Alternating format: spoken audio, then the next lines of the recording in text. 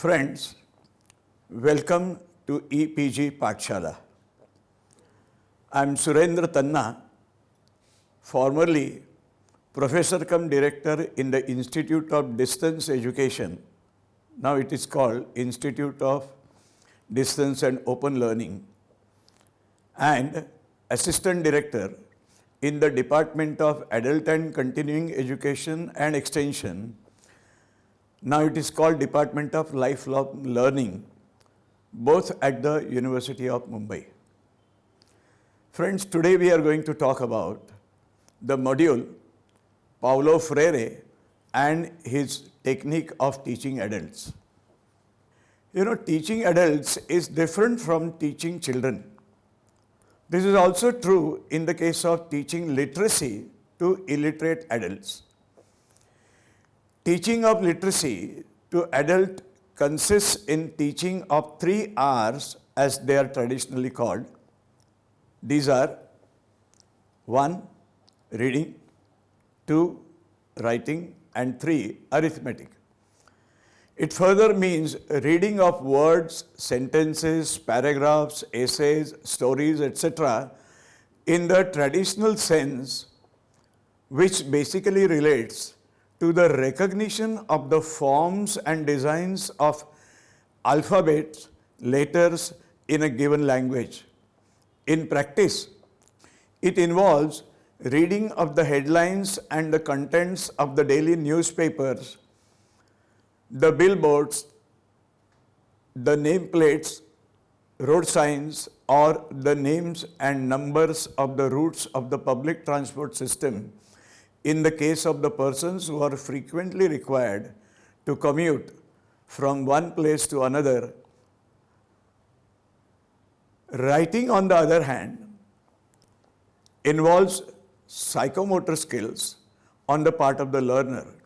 It enables the learner to write them to express his thoughts and share them for his further use. It brings specificity and clarity in the thought process. It empowers the learner with what we call writing skills.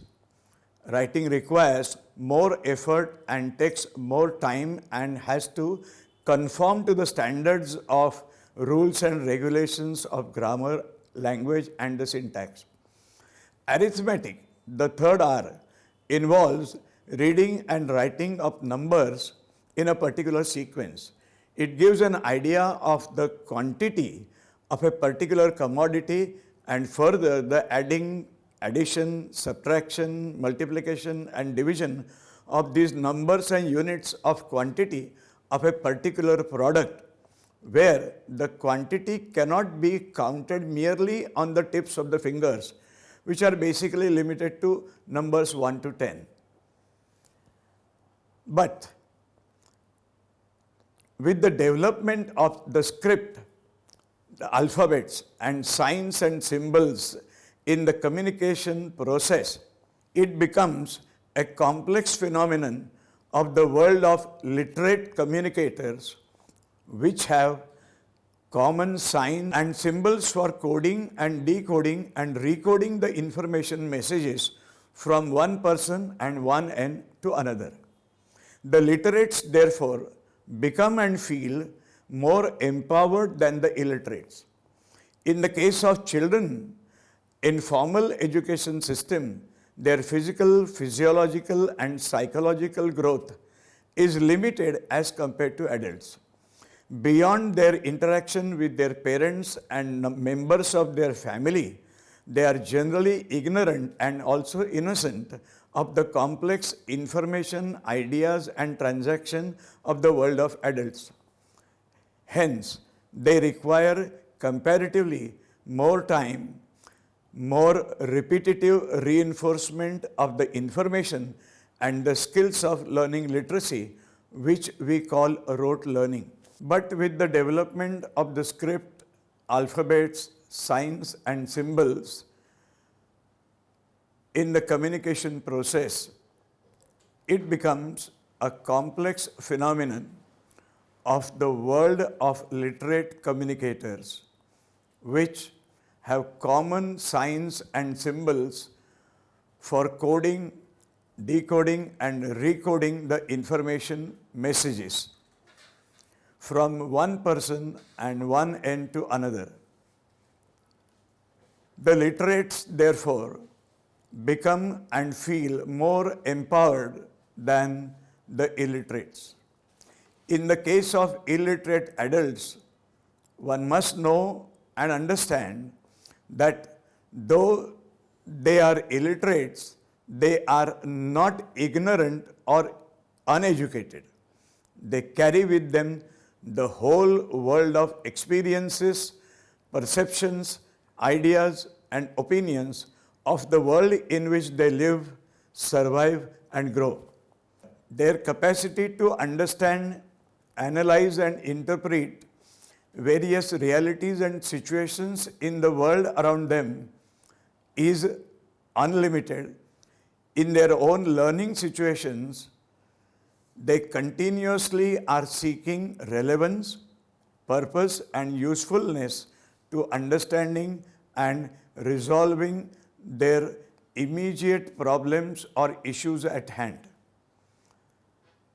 The challenge for teaching adults, therefore, is to treat them as equals, to be non-authoritative and non-dictative. The teacher of the adults has also to be the learner of the life and problems of the adults. For the adults, it's not the learning of merely the word, but learning about their world through the words. In his interactions with the adults, Paulo Freire precisely did this in the early decade of 1960 in Brazil and later on in other countries of the Third World. In North America, Africa, and Europe. Learning objectives of this module. 1A, to know about the life and work of Paulo Freire, the adult educator. B, to know about Paulo Freire's method of teaching illiterate adults, which he has explained in his world-famous book, Pedagogy of the Oppressed. C, to understand the significance of Paulo Freire's methodology of teaching adults in the context of the National Adult Education Program launched by the Government of India on 2nd October 1978 and its follow-up later on. D, to understand the limitations and weaknesses of Paulo Freire's methodology of teaching adults, illiterate adults, in the organization and administration of an adult education program in large democratic developing countries like India and the other parts of the world. Now, let us understand who was Paulo Freire and what is his contribution to the field of adult education. Paulo Freire was born on September 21, 1921 to a middle-class family in Recife, Brazil. He lived in poverty and hunger during the Great Depression in the 1930s. In school, he ended up 4 grades behind, and his social life revolved around playing pickup football with other poor children from whom he learned a great deal. Freire stated that poverty and hunger severely affected his ability to learn. These experiences influenced his decision to dedicate his life to the improving of the lives of the poor. In 1946, Freire was appointed director of the Department of Education and Culture of the Social Service in the state of Pernambuco in Brazil. Working primarily among the illiterate poor, Freire began to embrace a non-orthodox form of what could be considered liberation theology. In Brazil at that time, literacy was a requirement for the voting in the presidential elections. In 1961, he was appointed director of the Department of Cultural Extension of Recife University. In 1962, he had the first opportunity for significant application of his theories when 300 sugarcane workers were taught to read and write in just 45 days. In response to this experiment, the Brazilian government approved the creation of thousands of cultural circles across the country. Freire's contacts with the state-run trade unions helped him to receive an appointment in the Serviço Social da Indústria, Social Service for Industry, SESI, as the chief of the Department of Education and Culture. Through the framework of the workers' clubs, Freire and his colleagues tried to encourage the industrial labor force to discuss their individual problems and also general topics. He was trying to tell the workers that they should not leave the responsibility for solving their problems entirely to the SESI. Instead, they should themselves try to overcome difficulties and hindrances. Now let us look at his professional profile. At the University of Recife, Paulo Freire's efforts at reforming education as well as his activities in SESI and in the lay movement of Catholic Church earned him a part-time teaching appointment for pedagogies at the University of Recife. Paulo Freire worked in the education department as the coordinator for adult education projects. He enthusiastically supported the initiative for the founding of Popular Cultural Movement, MCP as it was called. Here, a primer for literacy work with adults was developed under MCP. The authors of the primer had chosen a directive political approach with 5 generative words, namely povo, which meant people, voto, which meant vote, vida, which meant life, saudo, which meant health, and pao, which meant the bread. Using the syllables of these words, sentences such as, the vote belongs to the people. People without houses live in slums. In the Northeast, there will only be peace when the grievances are remedied at their roots, and peace emerges on the basis of justice. Such sentences were created. They were supposed to inspire political discussion and form its structure and content. Paulo Freire's method of teaching literacy to adults, Freire further began to experiment with his new approach to literacy training in a cultural circle which he himself coordinated as monitor and whose members he knew personally. Freire reports that after only 21 hours of literacy teaching, one participant was able to read simple newspaper articles and write short sentences. The slides particularly aroused great interest and contributed to the participants' motivation. About 30 hours at 1 hour per day for 5 days a week, the experiment was brought to an end. 3 participants had learned how to read and write. They could read short texts, newspapers, and write letters. 2 participants had quit.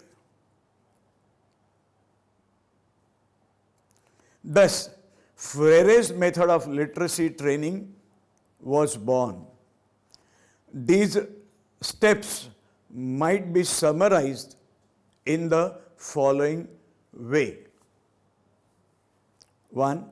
The educators observed the participants so as to tune into the universe of their vocabulary. Next, an arduous search for interactive words and themes took place at 2 levels. 1. Syllabic richness and a high degree of experiential involvement. A first codification of these words into visual images which stimulated people submerged in the culture of silence to emerge as the conscious makers of their own culture. Then, introduction of anthropological concept of culture with its differentiation between men and animals. The decodification of the generative words and themes by a culture circle under the self-effacing stimuli of a coordinator who is not a teacher in the conventional sense, but who has become an educator-educatee in dialogue with educatee-educators. Then, a creative new codification, this one explicitly critical and aimed at action, wherein those who were formerly illiterate now begin to reject their role as mere objects in the nature and social history. They undertake to become subjects of their own destiny. The method had an overwhelming success all over Brazil. It was possible to make the illiterate population, at that time about 40 million literate, as literates. They were now allowed to vote, and conscious of the nation's problems, reformist and leftist forces invested in Freire and his team, which was soon entrusted with the task of implementing a national plan of literacy teaching. In this way, Freire and his collaborators began to talk of a system of educational techniques, the Paulo Freire system, which could be applied to all levels of formal and non-formal education. In the 1970s and 1980s, his technique for literacy work was labeled the Paulo Freire method of teaching. In 1964, a military coup put an end to Paulo Freire's literacy effort. He was imprisoned as a traitor for 70 days.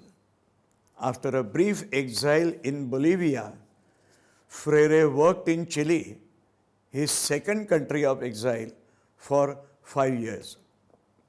There he was working with governmental institute called ICRA, the Institute for Training and Research in Agrarian Reform, and with the governmental Special Bureau for Adult Education.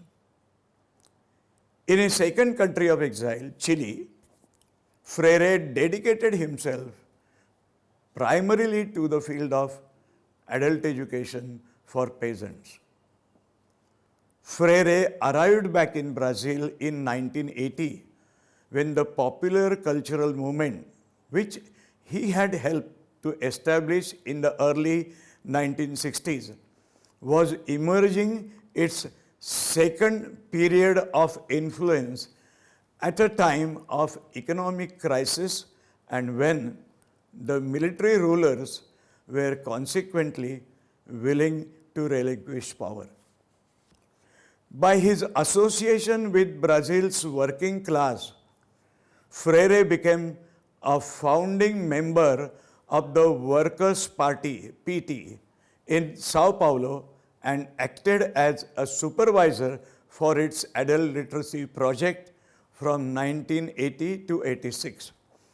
When the Workers' Party prevailed in municipal elections in 1988, Freire was appointed as Secretary of Education for Sao Paulo. Freire was invited by the Catholic University of Sao Paulo and by the State University of Sao Paulo in Campinas to become a professor in their respective educational departments. Paulo Freire has published a vast collection of books that have been translated into a total of 18 languages. More than 20 universities throughout the world have conferred on him the title of Doctor Honoris Causa. His most popular publication, Pedagogy of the Oppressed, is dedicated to the wretched of this world and to those who identify with, suffer with, and fight for the impoverished. Freire died of heart failure on May 2, 1997 in Sao Paulo.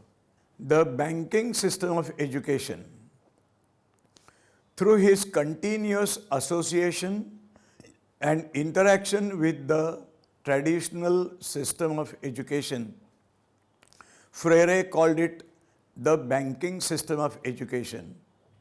He described and criticized it in the following manner. 1. In the banking system of education, he said, the teacher teaches and the students are taught. The teacher knows everything and the students know nothing. The teacher thinks and the students are thought about. The teacher talks and the students are required to listen meekly. The teacher disciplines and the students are disciplined. The teacher chooses and enforces his choice, and the students comply silently. The teacher acts and the students have the illusion of acting through the action of the teacher. The teacher chooses the program contained and the students who were not consulted adapt to it. The teacher confuses the authority of knowledge with his own professional authority, which he sets in opposition to the freedom of the students. And lastly, the teacher is the subject of the learning process, while pupils, the students, are mere objects. Now, these were the problems of the traditional system which he called the banking system. of education. Paulo Freire instead practiced and advocated problem-posing system of education, which he advocated very strongly. This system of problem-posing education, in this system, the teacher is no longer merely the one who teaches, but he is also the one who is himself taught in dialogue with the students, who in their turn, while being taught, also teach. They become jointly responsible for a process in which all grow. Freire further said that the problem-posing educator constantly reforms his reflections in the reflection of the students. The students, no longer docile listeners, are now critical co-investigators in dialogue with the teacher. In problem-posing education, men develop their power to perceive critically the way they exist in the world. They come to see the world not as a static reality, but as a reality in process, in transformation. Problem-posing education regards dialogue as the indispensable to the act of cognition. It bases itself on creativity and stimulates true reflection and action upon reality. This education, problem posing, is a revolutionary futurity. Hence, it is prophetic and as such hopeful, and so it corresponds to the historical nature of man. Thus, it affirms men as beings who transcend themselves, who move forward and look ahead. The past must only be a means of understanding more clearly what and who they are, so that they can more wisely build the future. Problem-posing education as a humanist liberating praxis basically implied that men subjected to domination, they must fight for their own emancipation.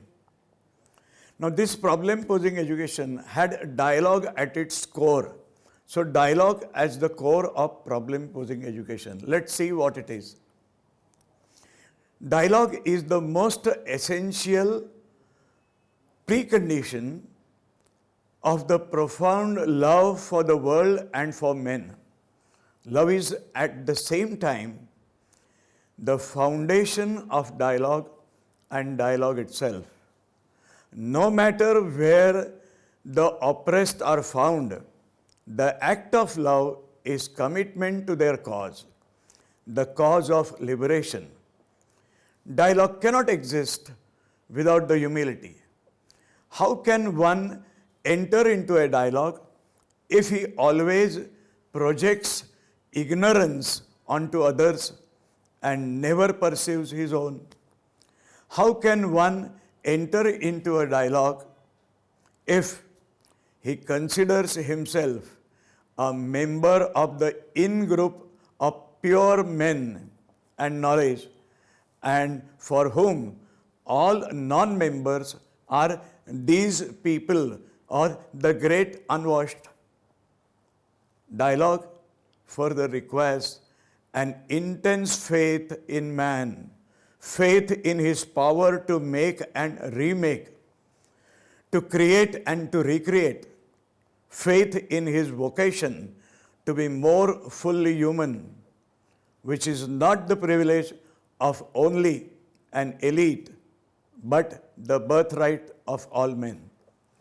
Founding itself upon love, humility, and faith, dialogue becomes a horizontal relationship of which mutual trust between the participants is the logical consequence. It would be a contradiction in terms if dialogue, loving, humble, full of faith, did not produce a climate of mutual trust. Nor yet can dialogue exist without hope. Hope is rooted in men's incompleteness, from which they move out in constant search, a search which can be carried out only in communion with the other men. Finally, true dialogue cannot exist unless it involves critical thinking. For the critic, the important thing is the continuing transformation of reality. For the sake of continuing humanization of men. Sum up about his life, work, philosophy, and method of education. Paulo Freire's life among the oppressed and his work for the education and consciousness raising of the poor had their profound effect on his philosophy of education and his method of teaching literacy to the adults. He has explained the process of raising consciousness among the adults in details in various books, especially the ones like The Education, the Practice of Freedom, The Pedagogy of the Oppressed, and Cultural Action for Freedom. The main thrust of his pedagogy was the active involvement of the learners as participants in their own process of education, right from the stage of planning, the development of content of the education and the curriculum of the education, and also the development of the learning resources. It also emphasized actual process of teaching and learning in a totally non-authoritative and democratic way, where there is a constant interchange and exchange of the roles of the teacher and the students, including measuring the outcome or evaluation of the process of learning. Here, the learners in this approach would themselves acknowledge their learning achievements. In this process, Freire emphasized on the importance of dialogue between the teacher and his students based on their understanding of mutual trust, humility, faith, love, hope, critical analysis, reflection, and conscious action for the liberation of both the oppressor and the oppressed consciousness. Literacy in this process is a tool, a weapon to fight their conditions of dehumanization and starting for their complete humanization, which is essentially their historical function or ontological vocation, as Freire has stated. Paulo Freire's Pedagogy of the Oppressed and the National Adult Education Program, NAEP, launched by the Government of India in October 1978. Now let us understand, in the policy statement on NAEP issued by the government, the components of the NAEP were outlined as literacy, functionality, and social awareness all three integrated in developing the learning resources and the training processes of the adult education functionaries, right from the national to the grassroots level situations of learning by the illiterate adults. This threefold integrated approach to literacy training in NAP apparently had its origin in the literacy training methodology of Paulo Freire. Critique of Paulo Freire's pedagogy. It requires a great charismatic, loving, critical, and dedicated personality like Paulo Freire to successfully implement and carry out such program of adult education, or for that matter, any meaningful program of adult education of the poor and the deprived. As the program and its dimensions keep on expanding at various levels, a kind of dilution and the digression and sometimes degeneration starts taking place, affecting the true spirit and commitment of the functionaries at various levels. But this will be true of any noble idea, program, theory, or plan of action when it is applied to a variety of situations and different geographic, cultural, economic, and political situations anywhere in the world. Now let us see the criticism, or let us understand the critique of Paulo Freire's pedagogy. Now it requires a great charismatic, loving, critical, and dedicated personality like Paulo Freire to successfully implement and carry out such a program of adult education, and for that matter, any meaningful program of the poor and the deprived. As the program and its dimensions keep on expanding at various levels, a kind of dilution, digression, and sometimes degeneration starts taking place, affecting the true spirit and commitment of the functionaries at various levels. But this will be true of any noble idea, program, plan of action, or theory when it is applied to a variety of situations and different geographic, cultural, economic, and political situations. Thank you.